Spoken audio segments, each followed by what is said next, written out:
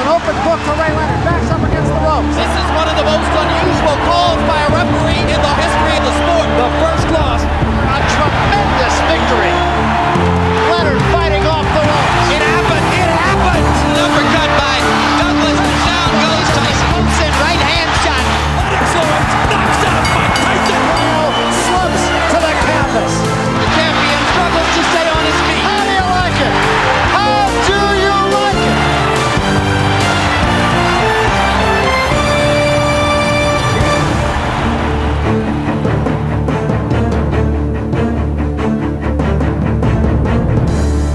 Hello, I'm Jim Lampley. Welcome to this look back at the stories behind Chavezvstaylor, one of the most memorable fights in 30 years of boxing on HBO. As St. Patrick's Day 1990 approached, the boxing world was still in shock from Mike Tyson's stunning loss to Buster Douglas just 1 month before. So what next? 80 pounds south of the heavyweights, a classic battle brewed between legendary unbeaten champion Julio Cesar Chavez of Mexico and unbeaten American Meldrick Taylor. Could a little man's fight live up to the drama, the spirit, and the controversy of what had taken place in Tokyo? Could it ever?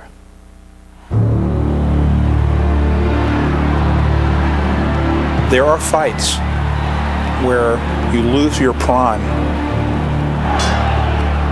in a single bout. When you fight a fight like that, you are never the same. A piece of you stays there. The accumulation of punishment was brutal. It destroyed him as a fighter. It ruined him.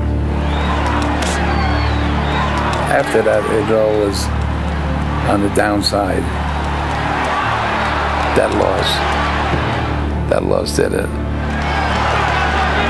The one thing that he should have gotten was the satisfaction of the victory, because he beat him for 35 minutes and 58 seconds.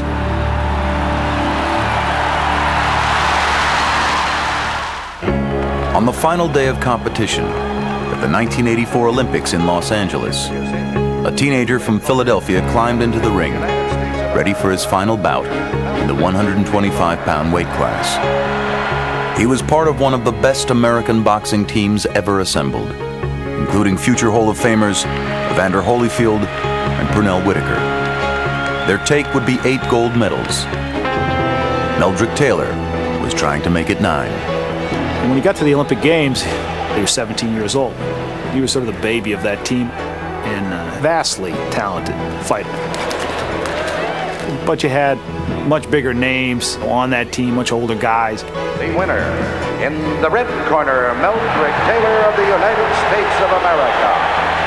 Well, once he became a pro, he quickly became the class of that class. Meldrick became the star. Taylor with a good left again. Lefty goes down. He developed faster. Good stuff from Meldrick Taylor. He was flashier. Meldrick's speed certainly has to be respected. He could do everything. A lot of people thought he was a new Ray Leonard. Meldrick Taylor was dazzling. He had hand speed. He had good foot movement. I don't know if there's been too many fighters in the last 25 years who were any more fun to watch. He could snap off these 7-8 punch combinations just in the blur of an eye. But I think his greatest strength and perhaps his greatest weakness was he was a Philadelphia fighter. He thought of himself as a fighter more than a boxer. Which was the tradition passed down through the years in gritty North Philadelphia, a boxing neighborhood renowned for its gym wars and for producing legends like Smokin' Joe Frazier. As a kid growing up in North Philly, Meldrick Taylor wrote a promise to himself in black magic marker. It read, "I will be a champion someday." To do so, he would box and fight the Philadelphia way. For the Philadelphia fighters, basically fighters that has a lot of heart, a lot of desire, that come to fight every minute, every round. He had the mindset and he had the history. This is my home. What Meldrick wanted to be, in a way, was Joe Frazier. Meldrick Taylor was too much of a Philadelphia fighter. He had real quickness and boxing skills, but that he loved to get in there and fight. and sometimes when it wasn't to his best advantage. And he's flailing away. This is a brawl. But that's what made him the outstanding young fighter he was. Meldrick Taylor could not be more impressive. In just his 21st professional bout, Taylor fulfilled his childhood dream. A wicked right hand by Taylor. When he upset Buddy McGirt to win his first title. And the brand new junior welterweight champion, Meldrick TNT Taylor. He was in demand. The crowd loved him. TV loved him. He entertained. He threw punches. He boxed. He danced. For flash, you couldn't beat Meldrick Taylor. But Taylor, with his Philadelphia heart, was determined to prove himself as more than flash. What better way than to beat the least flashy fighter in the sport? A budding legend who appeared to be Taylor's polar opposite in nearly every way. Mexico's Julio Cesar Chavez. Chavez, unloading. Chavez was regarded as the best pound-for-pound fighter in the world, but more than that, he was regarded as the toughest son of a bitch in boxing. He articulated all the virtues that Mexican fighters are supposed to have. He didn't submit to the odds. He kept coming. Julio Cesar Chavez was only 27 years old, but since rising from an impoverished upbringing in Culiacan, Mexico, he had already earned the stature of a Mexican folk hero. Chavez is something different, something extra natural. Julio Cesar Chavez. Chavez always fights for the Mexican flag.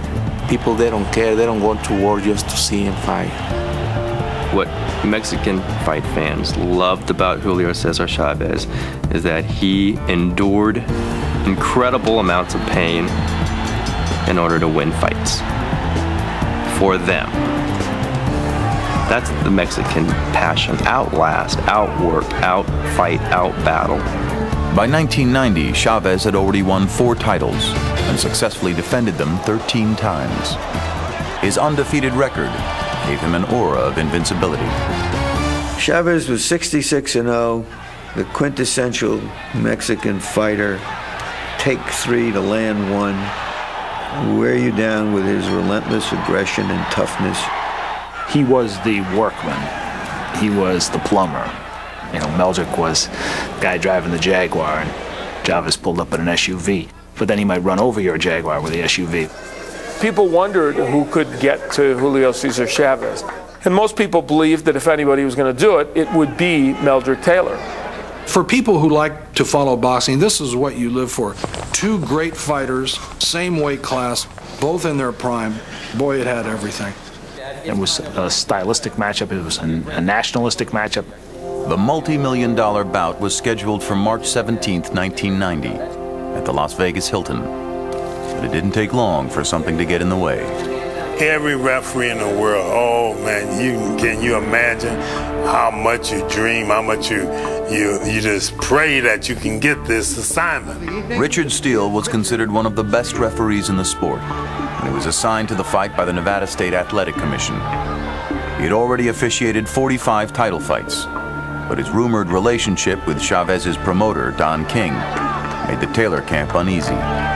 I objected to Richard Steele being the referee. And not that he wasn't competent. I think he was competent. But in Vegas, there had been some questions about the way he handled some of the fighters that at that time were Don King fighters. Steele had been accused in the past of perhaps favoring Tyson and some other King fighters. He was also a friend of King's, or at least was perceived to be. And perception is reality, especially in boxing. Every time that I spoke with Don King has been in the public, in the ring. Don King and I have never said over 10 words at one time during the 30 years of refereeing that I did. I work for the State Athletic Commission, and that's who my loyalty always went to. Richard Steele is as honest a man as I've ever dealt with.